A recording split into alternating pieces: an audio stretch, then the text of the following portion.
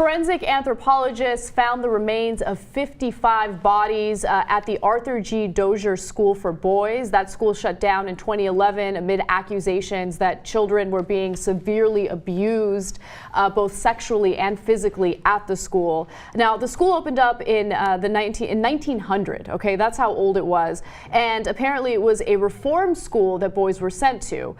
There was a man by the name of Roger Kaiser who went to that school back in 1959, and he actually wrote a book about some of the abuse that he not only witnessed, but was a victim of himself. And he said that survivors who attended the school have described beatings, torture sessions, rapes, and the disappearances of boys, many of them after they were taken from dormitories or other school buildings for punishment.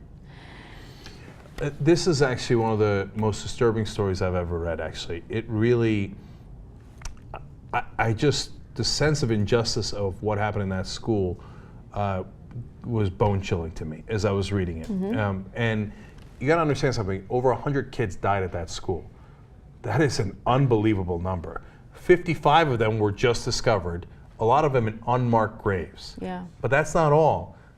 They say that some of the kids never got discovered because they were burned in the furnace of the building. Oh, it's so terrible. So Kaiser said that he was twice beaten bloody with a leather whip reinforced by a slab of sheet metal. Other boys were beaten so badly that their underwear was pounded into their bare skin. Aye. Many were sodomized or forced to perform oral sex on staff members, he said. So I can't believe that this went on for as long as it did, literally longer than a century, right? And there are no criminal charges. No one is facing any criminal charges because authorities and prosecutors say that there isn't enough evidence to press charges. I can't believe they only closed it down in 2011. I know. Okay.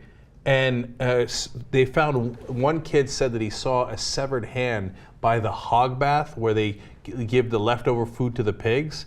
I mean, that's out of Deadwood, you know, where they feed the dead bodies to the pigs. I mean, this is an unbelievable house of horrors. And by the way, why were kids sent to this school? For things like petty crimes, truancy, because you didn't show up to school enough. And then they would send you to this place where, you know, these kind of nightmarish things would happen to you. And my God, who sent them? And why didn't you look after it? Why didn't you demand accountability? I'm picturing those poor kids left there by themselves, being abused day in, day out, and then murdered by these animals. And none of them got justice. This is one of the worst stories I've ever read.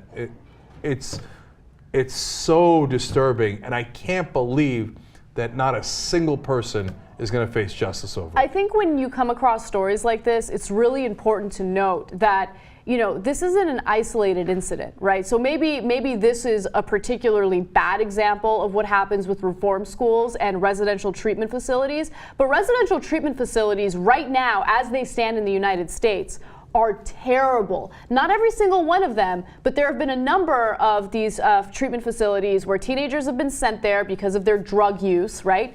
And they get physically beaten, they get sexually abused, and they try to raise awareness about it. They try to get help, but because they're troubled youth, they don't get taken seriously. People have died in these facilities recently. Vice did a great piece on this. And so there needs to be an investigation into these facilities to ensure that this abuse isn't actually happening, right? And there's a lack of regulation into these facilities, which is why a lot of times these people get away with abusing these kids. When are we going to learn what we already know, which is that if you give people unlimited power, they, as a matter of natural course, will abuse it.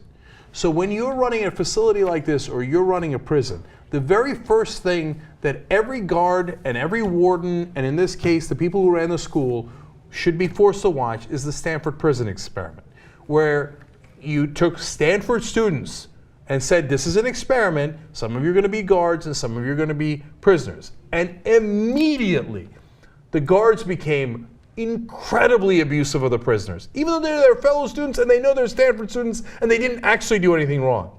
Because it's our psychology. Once you have that power, you're like, well, I'm on this side, so I must deserve to be on this side, and they're on that side, so they must be lower than me.